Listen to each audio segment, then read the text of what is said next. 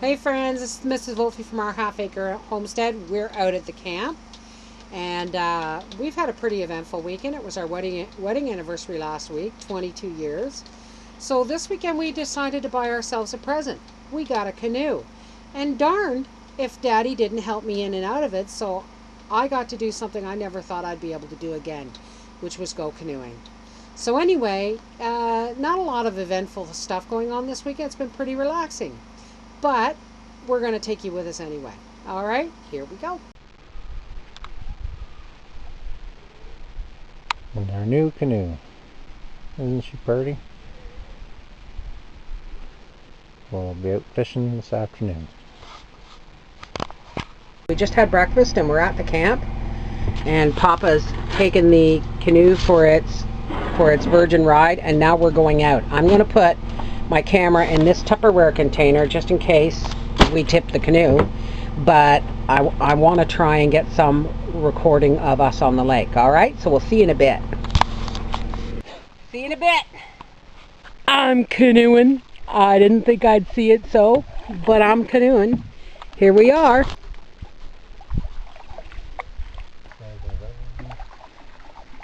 We'll have to come back for the trout, eh? Somewhere over there is our camp, and I, for the life of me, cannot see it or hear the generator or the dogs. Very cool. At least I know we're not a pain in the ass. When these people come up, they're not going to hit all them fucking campers. With the generator going, yeah. All right, let's go around the rest of the lake. It's not very big, but it's just right for us, eh? And here we are, back at the landing. There's our morning fire, now that we're back from our little canoe ride. We spared you the indignity of me getting in and out of the canoe. It took some creativity, with my knees being as bad as they are. Getting out actually seemed, I guess they were equally hard, in just two different ways. Anyway, we're running our generator to do up our batteries so that we can have some peace and quiet. But the beautiful thing was is when we were out on the water, you couldn't hear the generator, could you, honey? There's only one other place on this lake, and it's a little cabin.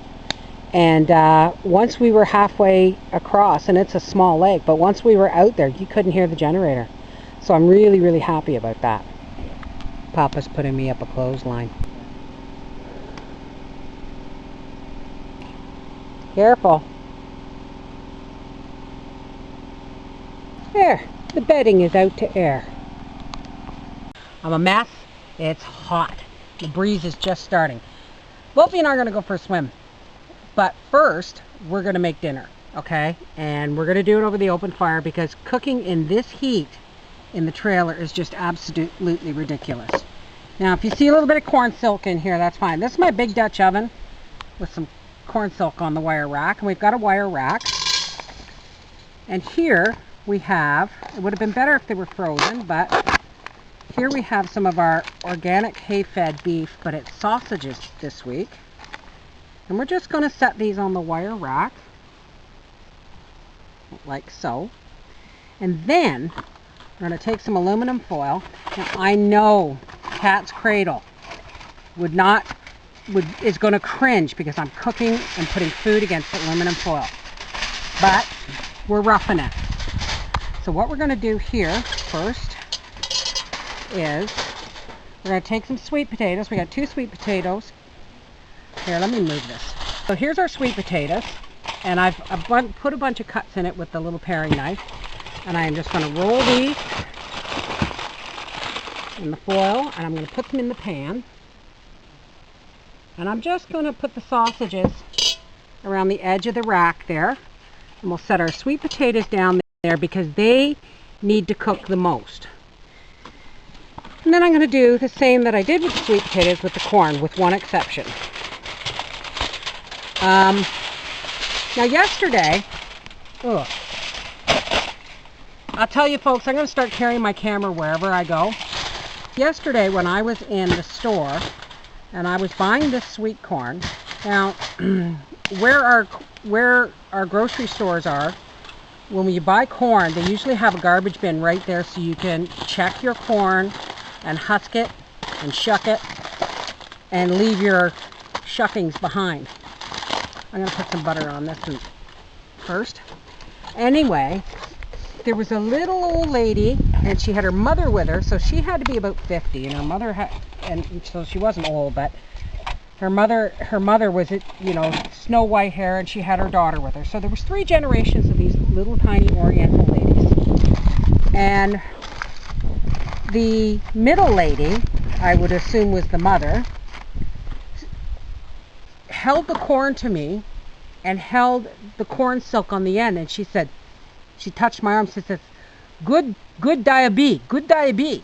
And I couldn't understand what she was saying, but when it came right down to it, I watched her daughter, and her daughter was collecting all the corn silk people were leaving behind.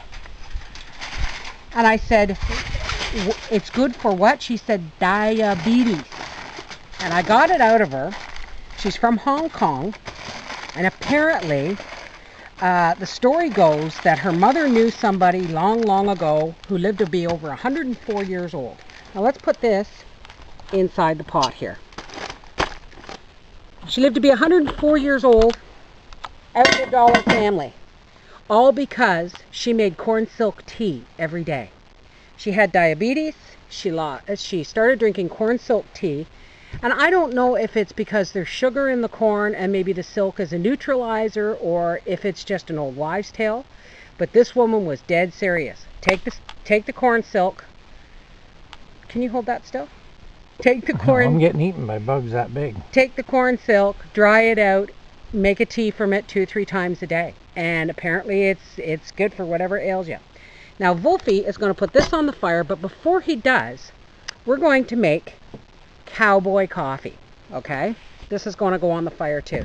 Now cowboy coffee, of course, is, when I say cowboys, I mean the guys on the open range, and they didn't have the little baskets that usually go inside of these coffee pots. And this might freak you out a little bit, but this is what they used to do. They would pour some coffee in,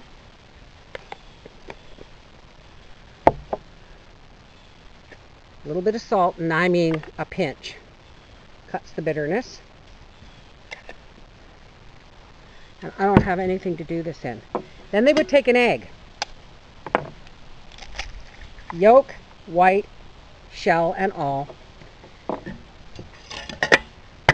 And put that on the fire.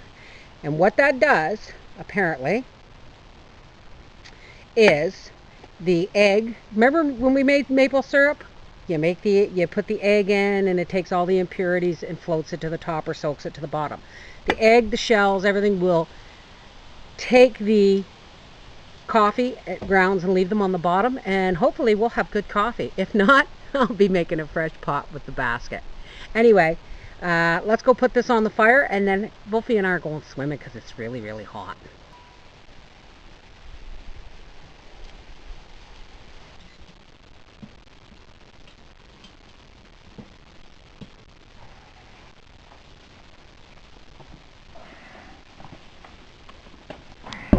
And there we go. Let's have a look. Ooh, boy. All right, let's dish this up. The sausages are practically smoked.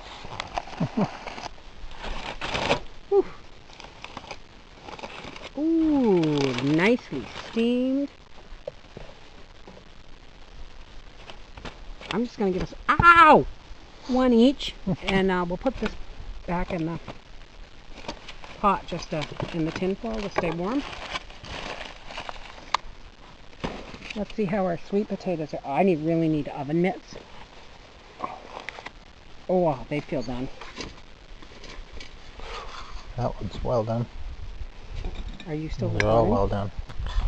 I think next time we will wrap our sausages as well and put them on top. Look at these sweet potatoes. Good. Ow! Oh my goodness, look at that. Perfect, perfect, perfect. for what we're about to receive. May we be truly grateful. Amen. Yeah, the sausages look a little, well, they look almost smoked, eh? Okay, you know the cowboy coffee? Now we know why those guys had butts of iron and baguettes of steel. Because it was just wrong on so many levels. It was this messy, gooky crap. So, I'm going to put some eggshells from this morning's breakfast in the bottom of this to help filter the coffee grounds. And we're going to make real coffee. So folks, you're seeing my mistake. I had to clean the coffee pot twice. Gonna have me some sweet potato. I love me a sweet potato.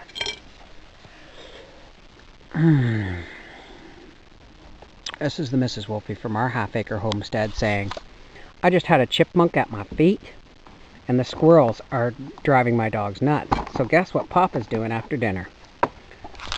We may have squirrel stew tomorrow. We're getting eaten alive by, of all things, houseflies. Regular, run-of-the-mill houseflies. Usually when houseflies bite, and they don't normally bite, but it usually means there's rain coming for some stupid reason. I don't know. We'll see. Morning, friends. Remember I said they say biting houseflies means rain?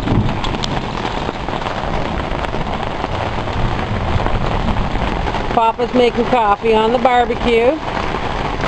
Listen to that rain, eh?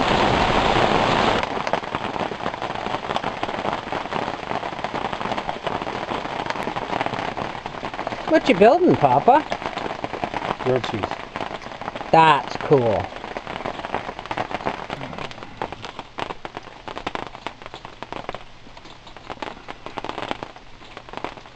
There's our water jug. I got the camera sideways here so you can read this, but this is BPA free, and so I think this would be really good for your long-term storage for water or emergency storage for water, because it has the built-in spout too. We're going to go see the finished Biffy. Biffy, Privy, Lou, Outhouse. Look, it's almost camouflaged. No trees died in the making of this. This is the one that fell on our... Yeah, no trees died in the making of the camouflage brush pile here. That was the tree that fell on our trailer. Nice job. And there used to be some little trees in the front here where Daddy's standing, and he relocated them. Oh, look at this. Oh, so clever, Papa. The sign says, let's have a closer look. It says, I haven't got my glasses on. Hunter's notice. Our target is to keep this bathroom clean. Your aim would help. Our privy. $16. $7.99 for the seat. $7.99 for the tarp. Oh, and $3 for the sign. So it's a $19 Biffy. The rest, all this wood was already here or scrounged. Cool. You can barely see that privy. Look at that. That privy was $19, and I just remember we spent 15 years ago, 10 years ago when we bought the tent trailer, we spent $24.99 on a bucket with a toilet lid on it. I've said it before and I'll say it again.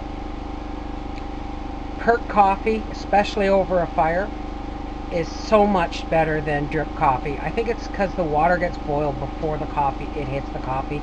And I don't think coffee makers get that hot, eh dear? No. Coffee, it's becoming a weekend thing because I drink tea at home. I'm really grateful this is one of those off again, on again rainy days, although the sun's coming out. I'm not moving very well today. This is one of the things about fibromyalgia and arthritis is especially fibromyalgia. Now that I know what it is, there's just no rhyme or reason to it. One moment I'm great. Yesterday I had a really good day, eh dear? Went out in the canoe, all kinds of stuff. And today I woke up and I could barely move my back and my hips, and it had nothing to do with the canoe. It's just one of those things. Neck, shoulder, back, you know, knees. But, oh, Papa's going to make lunch. This is another thing that's good when you're camping or bugging out. You don't necessarily want to use the stove inside the trailer, and the weather's too precarious to cook over the open fire. One of these little tabletop barbecues is indispensable. You can see why they would do propane furnaces and heaters and stuff. They really put out a lot of heat, eh? Even that little stove, you can feel the heat. Well, you saw what the pilot light was doing to the trailer. Yeah, the pilot light kept the trailer hot. I was just saying to Papa, some days I'm great, I can get in and out of the canoe with help, and then some days I can barely walk. But you know what? You live for the hopeful days. Because you can't give up. You can't give up no matter, you know, what you go through. Because life keeps going on without you, whether you participate or not.